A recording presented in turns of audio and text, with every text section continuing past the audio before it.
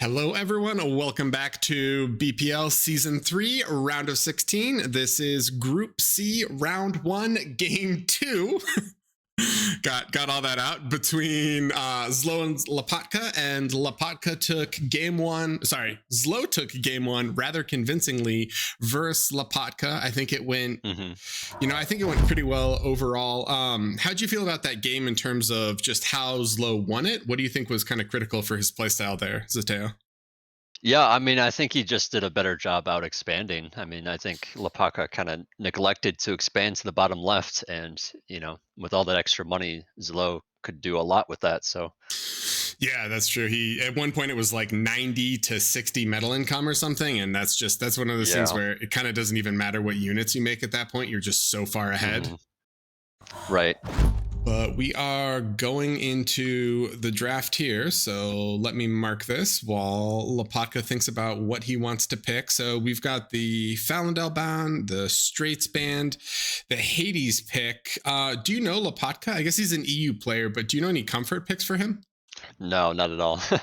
Yeah, fair enough. Yeah, I don't either, but maybe we can recruit Barcast at some point and he can fill us in with the hot details. Oh, I mean, I can let you know.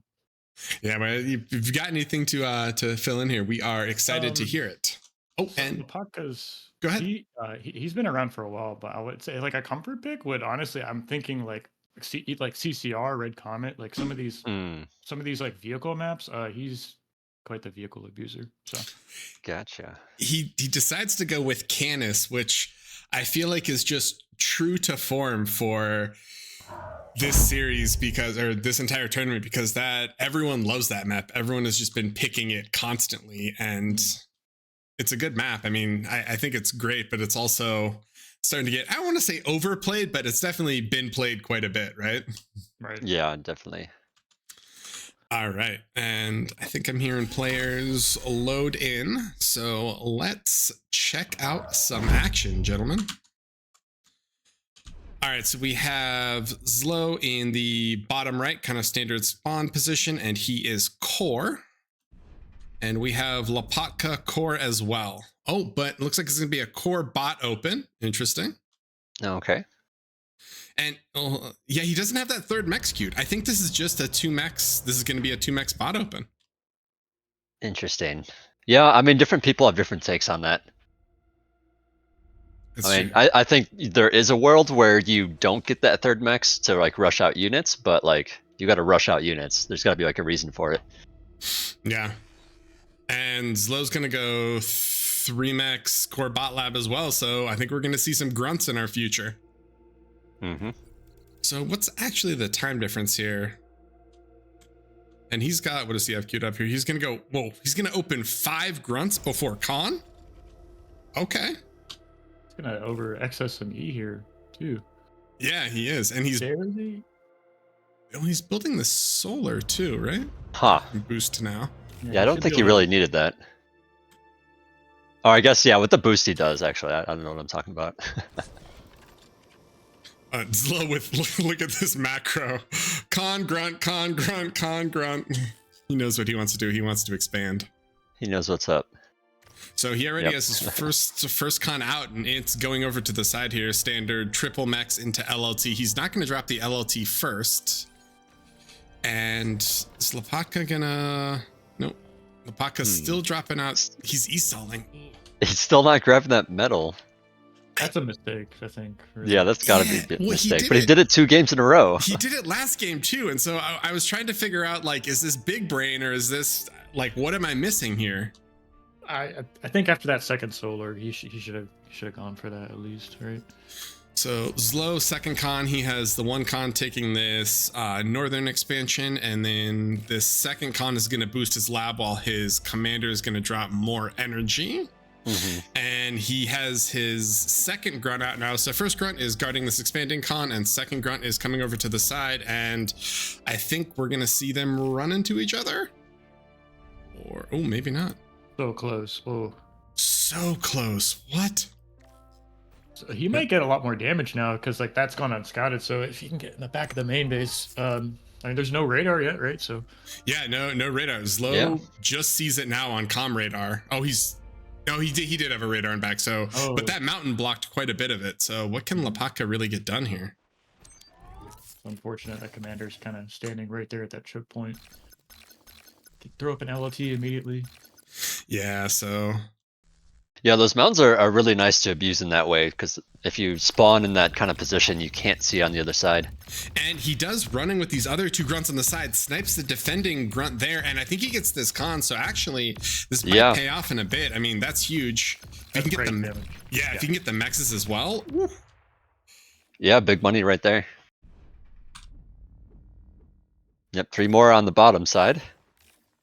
ZLO instantly drops the res bot. He's like, all right. A good response, yeah. Yeah. Yeah, other side of the map, there's only one grunts out there from ZLO. We'll see if it can do anything. Yeah, and Lapatka has the double cons expanding, and he is E-starved again. He still hasn't really made much more energy. Yeah, they're both kind of E-stalling a little bit here. Yeah, I mean, I think maybe just all this early aggression took quite a bit, and we got some grunt versus grunt. Uh-oh. ZLO's grunt is running away. He's at low health. They traded some shots, and now it's time to get on out of here. I don't think he escapes, but maybe. Does Lapatka have a resbot in the top left corner? Is that a little blue dot over there? He does. Yes, yes. Okay. That's fixing his E issues at the moment. I was wondering what was kind of keeping him up there. Out of curiosity, why do you think he sent it all the way up here? I guess it's less likely to get raided? That's why I set him there, yeah, for sure. Yeah, I would think that, yeah. And looks like we got maybe, so there's a raid going on in Lapatka's. He's got the grunts in the bottom left, and then there's also a potential little battle here. They want to commit? Oh, it looks like Lapatka got a grunt in. He actually just sniped a grunt of his own down there. Oh my, and he's gonna kill the... Oh, he did. Oh, citizens arrest. All right, he gets eaten, yep. Never mind. He's out. That con knows what's up. He's like, get out of here. I don't know if those 2 top grunts from ZLO are looking for that res bot, but they padded over there for a minute. Just kind of swinging around, I guess. Yeah, I mean, I do like this res bot here because I think Barcast's right. You know, they like all the units kind of running past it, don't see it. Game started. There's a lot of E like all over this map too, so I think it's a bit of a blunder not to have more than one resbot out, honestly. Lapatka briefly saw those grunts on his radar, and he's going to try to look for him now, but he doesn't see anything immediately, but he's going to catch him eventually. Yep. 4 raiding grunts on the bottom coming in. Yeah, 8 more towards the top of ZLO's base. Yeah, so this is going to be a little bit of a 2-pronged attack, right? And both of them are still staying on just core bots for now, right? So no transitions, just simple grunt versus grunt fundamentals. Yeah, well, it looks like Lapatka is the more aggressive player, and ZLO is trying to just play defensively here. Yeah, I haven't watched that many ZLO games, but he kind of reminds me of Teddy in a sense, where you feel like he's super comfortable with those macro games, and it's like if you want to take it late versus him, he's completely happy to. Yeah, right. And Yeah, but this raid at the top's gonna maybe get this con here. It does get the con. He's gonna lose a lot of grunts for this, though. I mean, he gets the con and the mechs, but is this worth it? He's doing a good job kiting, but yeah, the Rex are gonna be left over. Right, the Rex are definitely going to ZLO here. Yeah, and ZLO has the resbot. He's got resbots ready. He's like, oh, your army? No, no, no. My army. Counter raid here in middle. There's a little bit of a grunt push coming in. Yeah, 6 grunts coming in, and grunts. this LLT is... Oh, the LLT is going to get done, so he probably can't get too much damage, but maybe? Yeah, a couple extra grunts show up too, so... It's going to get pushed back here, and ZLO is really into these basic solars, huh? I feel like he's been spamming B solars all the games that we've watched him. He's been playing core on a 14 wind speed map, so I think that really lends itself towards solars. Yeah, a little bit more so, right?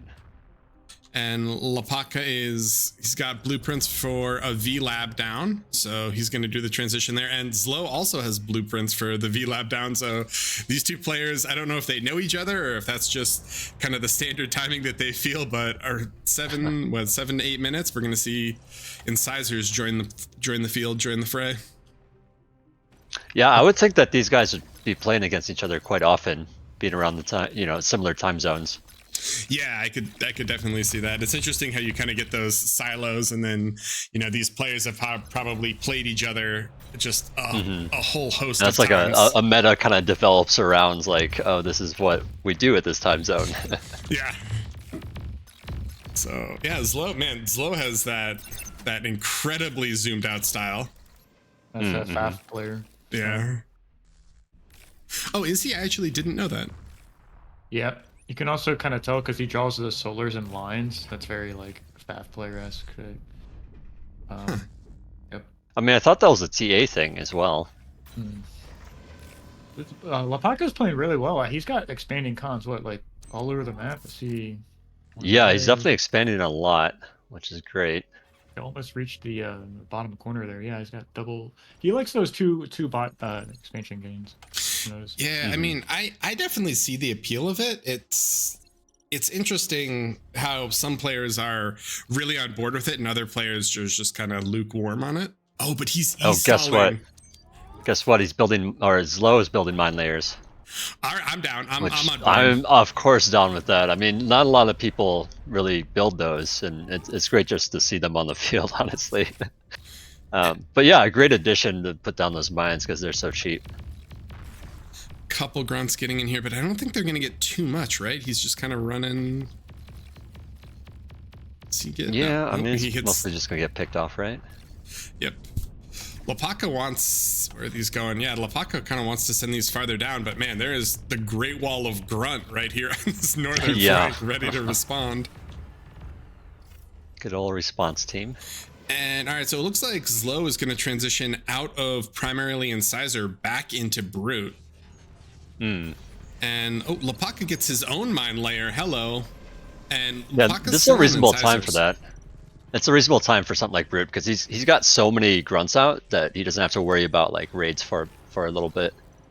Do you think that his T2 last game was a bit too early, and then doing that transition kind of put him too far behind in terms of units, and so he lost some of those exchanges and it snowballed? Or do you feel like Lapatka's T2 last game was okay?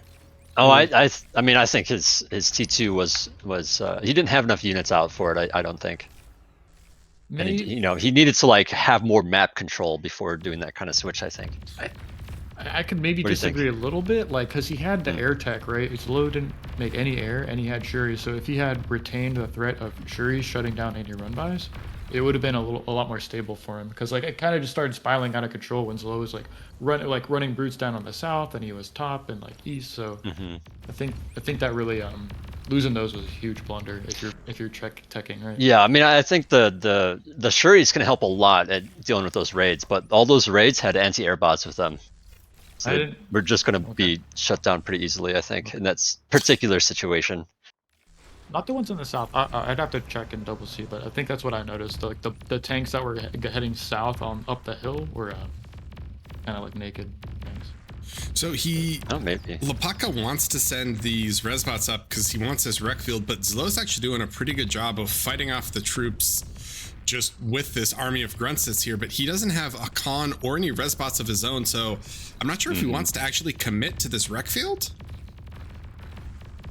This is the danger, yeah, of extending past the middle of the map, but oh my god, quad con? Wait, what are these grunts doing? No. It's so juicy. Go. Oh, but the exploiter. Yeah, I guess. Yeah, fair enough. And looks like there's a little battle on bottom. Did these grunts get in? So these grunts do get in. They might be able to get some wind and the con, maybe some mexes. Yeah, I mean, this is kind of a big deal because all those back mexes are kind of threatened by that. Yeah, it's super annoying to deal with this too. Of all the things you have to want to be microing against, like a couple of grunts in the back of your main is. Oh yeah. Not what you want to be dealing with, right? And ZLO actually bought some res bots up, so he got the vast majority of that rec field on top. That is a massive swing in metal, right? That was a good pickup. I didn't even notice how he scooted this up there so fast. It was like there was just nothing anywhere, and then suddenly there's two res bots getting all the metal, right? Oh, and I like this mine layer from Lapatka in this bottom crossing. ZLO's trying to just shoot out where the mines were because he wants to run through. Oh, he just needs to use mine layer of his own. Yeah, that's true. They've got the little mini Juno. Well, I guess it's only anti-mine, but Right. wow, those the pieces of that rascal went flying. So Lapatka clears up that northern attack, and he's got a group of incisors coming We're in. gonna go over the mines. Okay. Jesus. That was so much value. Dude. That was insane. That's value. why you use mine layers, ladies and gentlemen. That is amazing. So How much metal was that, Ziteo? Like, what is it, 4 or 5 mines? it's not very much. Yeah, right? it was just for 4 or 5 mines is not much. 16, yeah. Oh, it's mostly E. Okay, that's what you. Okay. It's mainly Right. They have a slight E upkeep too, don't they? Yeah, so they're 1 E a second, Yeah, for the which cloak. it's not. I mean, it's not. It's like nothing. Yeah, it's really not that much, right? All As those long as you mines don't there, stall, you're fine. Yeah. Which he is right now, but a little bit. So ZLO's pulling this whole army down to the south. Does he think that maybe because this is mined up, he wants to try to run through the southern flank here? Possibility for sure. I mean, at this point versus Lapatka, I would be thinking about T2 transition because he's just gonna pork up now. Is and, he? Yeah, he porks up a lot. Yep. And you are right on the money, Barcast. So ZLO is going bombers, and Lapatka is halfway through his T2 lab e-stalling. That is not what you want to have happen. That's like a worst case scenario, right? Yeah. Oh, Yeah, I and think there it was a needed to mine layer. transition to asolar. Mine layer is clearing out these mines. Look at this. Nice. ZLO knows what's I up. like never see that. I know Wow. it's such a rare, it's such a rare occurrence, but he's doing it. Does he have it on repeat? He does not, but is repeating. That's a pretty big attack too. Detonated a lot of mines like around that attack. Yeah, it also they get experience. Sorry, there is 1 bomber in Lapaka's base. I was too excited about the things. It gets 1 windmill. Yeah. But Yeah, I think I would have preferred that he waited for a few more bombers to go in. Doesn't He see the tech. No. he doesn't see it. That is brutal. So he didn't see the T2 lab. Another reason why a scout should be with those bombers. Yeah, that's fair. Zlo moved his whole army up to the top side of the map. Like he was posturing on the south. Now, like Yeah. he's up north. But... That's interesting. I'm not. I mean, sure maybe why. he just both like he players just thinks have- that it's weaker. Like he doesn't want to push up the mountain, I guess. Maybe No, it's like yeah. such a defensible position. This bomber has sniped this mech, sniped a couple mexes, and is just kind of flying around now. Okay, so ZLO is building his own T2 lab here. He's got the E. He doesn't Bit of a quite have the transition. metal, but I feel like Yeah, he can all the probably metals in those solars. he's got 3,000 metal in it. Yeah, I mean, I think I like Teddy's approach a little bit more, where he switches into asolars before, doing anything crazy like a T2 lab. So I like this from Lapatka. He has the 1 T2 con that's going to up all these mexes, and the second T2 con is going right for his AGO. He just wants it right away. Yeah. And looks like we're going to get a single T2 con from ZLO, and then he's going right into Tigers, and he's still making fighters. Yeah. So game's kind of, I'm not going to say stalling out, but it's a little bit more passive. I think both players kind of don't want to take a decisive engagement until their T2 tech kicks in, because I think if you lose an army right now, it could be game losing. Yeah, for sure. Well, especially since both players have just so many labs up, and they're stalling on metal. Like if they ate some of those labs, they could push something forward or Good faster, point. I guess. Yeah. Yeah, so the game is going to slow down a little bit here, given all that. Yeah, I mean, ZLO is incredibly far ahead. Sorry, not incredibly far ahead. He's not incredibly far ahead. I was looking at energy excess and like, wow, he has so much more energy. And then I'm like, oh wait, no, he's throwing away a lot more energy. Literally, the energy produced income or energy produced difference is not that substantial. Okay. Yeah, I mean, he does have a large army value. So he's gonna be able to just like relax a little bit. I mean, I guess he doesn't really know what Lapatka has. But I would feel pretty comfortable with those large strings of units there. When do you think it's worth it to swap out of mono tiger spam? Because I feel like the vast majority of the T2 core vehicle games that I see, it just ends up as literally tiger versus tiger, and then there's no other units mixed in. I would say as quickly as possible, switch it to T3. So, like in my opinion, the fewer tigers you make, the better, because T3 is so strong against any like T1 spam and T2. It's just like it's so strong, right? So.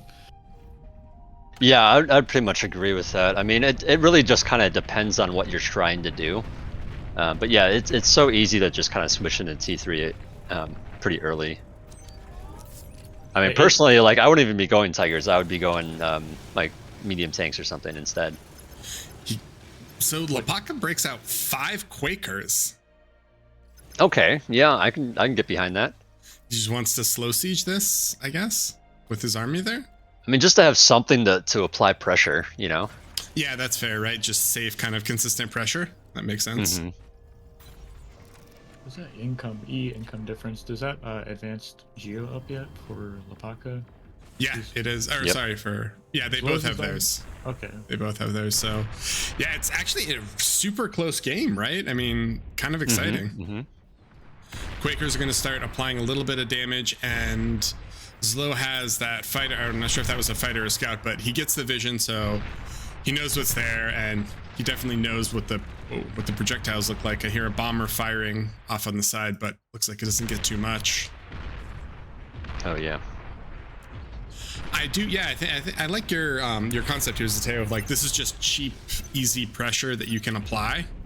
You're not really at a big risk of units. There are some mines here, though.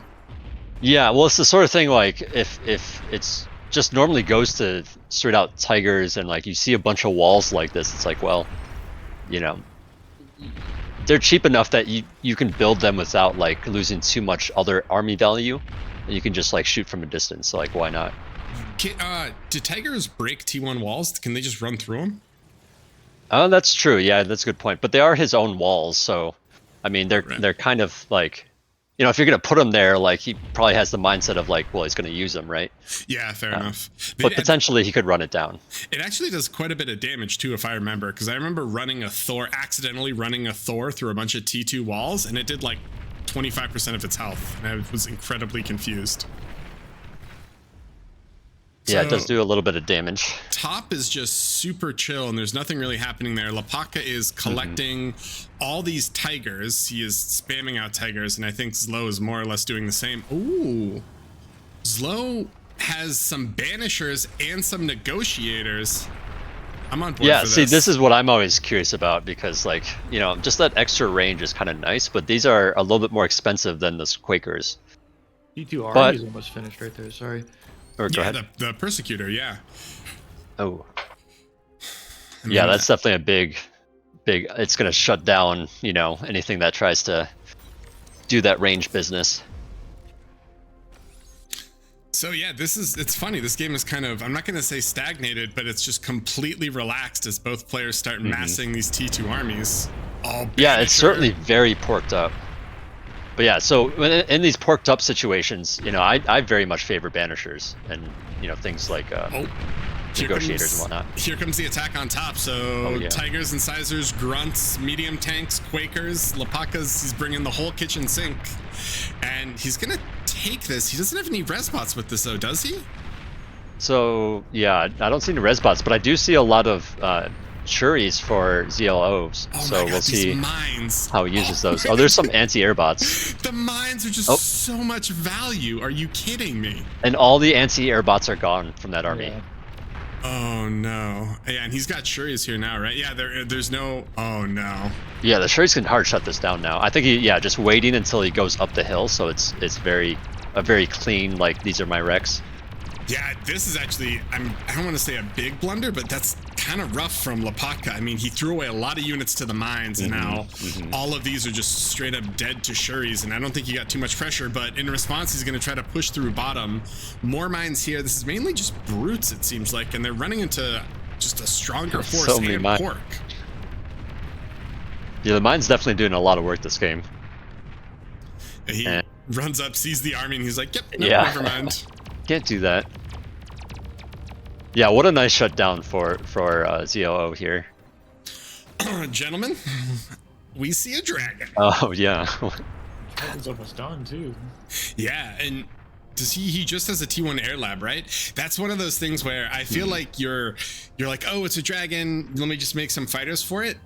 The dragon AA combined with their health pool, they actually trade pretty well into T1 fighters. Yeah, you need Yeah. like 40 fighters or something like that. It's a little frustrating. Yeah. So I mean, Yeah, this is a really strong move. I mean, it's kind of like the next best thing to doing that T3 transition, right? yeah, I mean, they are essentially T3 units. Well, I've lost a few games personally, kind of like autopiloting into land T3, and then like Xerxes has 3 dragons, and I'd like that, you know, it's like stuff like that, right? So, What do you think his go point is for this? He's working on his second one right now. Does he get the third, or can you do it with 2, or what do you think? I've seen players go with 3. I'm not sure, honestly, not sure about the math, or like what the. Like, Well, and here's the other question. Where does he put them? Does he go for the commander? Does he go for E? Does he go for the army? you have to go for the build power, right? Honestly, like. Or yeah, the build power. Yeah, that's definitely a strong move. I mean, yeah, I think it's just E and BP, right? I mean, I guess BP is probably the first, because if you don't have BP, you can't do anything, and so all those resources are essentially irrelevant. Good Yeah, go that's for true. a snipe though too, right? Like he's building up fighters. He needs to make the T2 sonar planes with the couple dragons. Yeah, ooh, that is a good point. Yeah. I will say though, I had a bad experience attempting to comm snipe with dragons. MBT once sniped, I think, 2 out of my 3 dragons with D guns, and I felt Oh boy. quite Yeah, that's a good foolish. point. I keep forgetting that they can degun air. Man, I can't D-gun air, but better players than me definitely can. And it's a little annoying. I mean, it locks on like 100% of the time if you click it right. ZLO has 15 resbots up top, and they're resing this entire attack from Lapatka, which is pretty awesome. On the bright side, ZLO does have some banishers, which it's not like they're the hard counter, but at least they'll help a little bit with those dragons. Yeah, it looks like Lapaka's just kind of, moving his Air Force in to just see what's there. Losing a lot of fighters there, unfortunately. Yeah, and ZLO is porking. He's dropping like a Persecutor here. He has that other Persecutor. Oh no, he ate the Persecutor that was here, and he actually repositioned it to here. Which is interesting. I feel like it doesn't have quite as much range there, but not sure. Yeah, that's interesting. Why do I hear bombers? So sends in 1 bomber to just maybe try to snipe a mechs and or get some information. I like that Lapatka didn't make any T2 fighters, right? He's only showing T1 fighters, so ZLO shouldn't have any inkling like, oh yeah, like why would I need to make T2 fighters? Yeah, that's a good insight there. Too late, right, to respond. Like once you get the 3 dragons, like he can't even produce enough fighters or anti-air to deal with that, right? Right. It's one of those things where you need to be prepared ahead of time. And with how stalemated it is, I wouldn't mind seeing some scout aircraft go in just to just to get see info. what the heck they're actually doing. So yeah, he's gonna start making some T2 fighters. He's dropping this lap. He has these 3 dragons, and they're having a little powwow over here. They're figuring out how are we gonna win this game. I don't know. Let's talk through it, but hopefully we get to see him in action soon. But yeah, this is so funny. The beginning part of this game was so action-packed, and it feels like for the past 5 minutes, it's just been the 2 armies lightly exchanging artillery fire and not wanting to commit. The Theta Armistice, right? Yeah. Yeah. I mean, I think this is just kind of typical of the game state in some sense, because it's just so porked up with all the mines and all the scorpions and whatnot. Like, it is kind of hard to do stuff. And by the time you do it, like, someone else could have T3, so... Yeah, that's really what it is. Like, T3 would shut a lot of this down. Right. Yeah, I think, you can just get T3 up so fast in bar that it's like, why not go for it in a lot of cases. 4th dragon is coming out, and Lapatka is still just porking. There are a lot of oh my god, there's so many scorpions across the front line here. That's awesome. He's ready. And ZLO is slowly chipping away with arty of his own, but these tigers are going to come up and try to punish. 1 Quaker's running away. And Persecutor is back up and shooting at this tiger. I love T2 already. I don't know why. They're just so cool. Yeah, they are. Quakers, I think, especially Mausers, are a little bit like more flimsy, but the Quaker, everything like the Quaker projectile, the sound, the AoE is just like super enjoyable. Oh, the dragons are moving. All right. Five dragons. Is he? It is time. Does he just, yeah, and here they come in division. He's like, okay. So let's see what the response is. So intimidating. It's like, how do you, like, that's so much help. It's like 25,000 metal just. Yeah, they just come running in. I don't know what to do about this at this point. I think it's too late for him to do anything about it. I don't think he can do anything, right? I mean, he's got a T2 lab, but producing fighters, but like, yeah, it's probably not gonna. Yeah, and ZLO's and Lapatka's going straight for E. He gets both the fusions, gets the T2 lab. The T2 air lab is there, but he's gonna kill all the BP, sniping the labs. I mean, this is more or less it, right? Like, there's no. Yeah, you can't recover. Yeah. There's no like build power to deal with this, right? That was ZLO has to be a little bit annoyed with that, right? I mean, in this span of what, 45 seconds, it's like, all right, like feels like the game's in a good state, and then fire everywhere. Yep. Yeah, you gotta send in scouts. Like, you really have to figure out, like, is this coming, right? You can't. Yeah. Yeah, exactly. You gotta, like, if it gets that porky, like, there's to me no reason to just, like, if you don't have an air lab, build an air lab, make like 10 scouts, and just send them across the map. So ZLO has his comm cloaked down there, and he masked both armies, so I think he's going to at least try to make a little bit of a counterattack. He doesn't really have anti-air with this army, though, so I don't know what he's going to be able to accomplish, but he's going to try. Well, there's so many scorpions there that it's just going to like delay the push for so long as they get taken down slowly by the artillery. Yeah, these 5 dragons have 187 kills, by the way. Yeah. Yeah, they're just like killing everything. They just have to come back and defend against these right. Right. Yeah. Yeah, where is the commander's down there? And that Shivas are out, actually. Okay, Lapatka is absolutely massive. Just watch out, like, 3 Shivas deal with, was that like 10,000 medals? Yeah. I mean, yeah, these Shivas are just shredding now. He didn't even pull the dragons back. Yeah, it just melts. He's not even micro back, right? Imagine what these are like. Yeah. Dragons are still burning everything on the other side. ZLO did also attack from the bottom front, so he's going to get a little bit of economic damage here, but I don't think he's going to get anywhere near the amount of damage that his team got, and ZLO just calls it, right? Oh yeah, you gotta. That's over. That